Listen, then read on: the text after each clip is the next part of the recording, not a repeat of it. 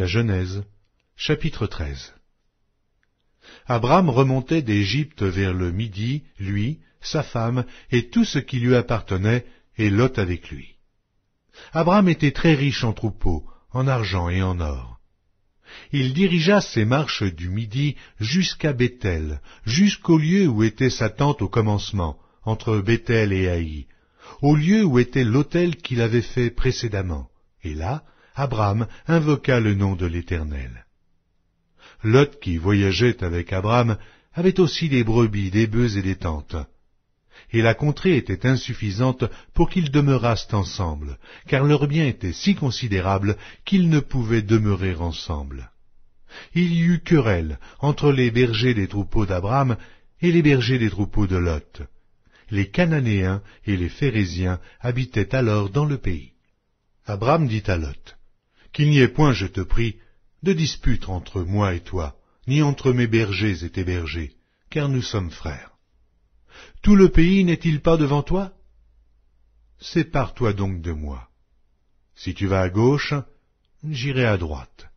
Si tu vas à droite, j'irai à gauche. » Lot leva les yeux et vit toute la plaine du Jourdain, qui était entièrement arrosée.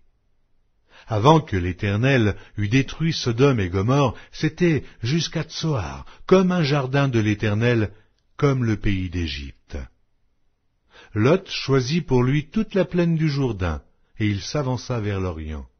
C'est ainsi qu'ils se séparèrent l'un de l'autre. Abram habita dans le pays de Canaan, et Lot habita dans les villes de la plaine, et dressa ses tentes jusqu'à Sodome. Les gens de Sodome étaient méchants, et de grands pécheurs contre l'Éternel. L'Éternel dit à Abram, après que Lot se fut séparé de lui, « Lève les yeux, et du lieu où tu es, regarde vers le nord et le midi, vers l'Orient et l'Occident. Car tout le pays que tu vois, je le donnerai à toi et à ta postérité pour toujours. Je rendrai ta postérité comme la poussière de la terre, en sorte que, si quelqu'un peut compter la poussière de la terre, ta postérité aussi sera comptée.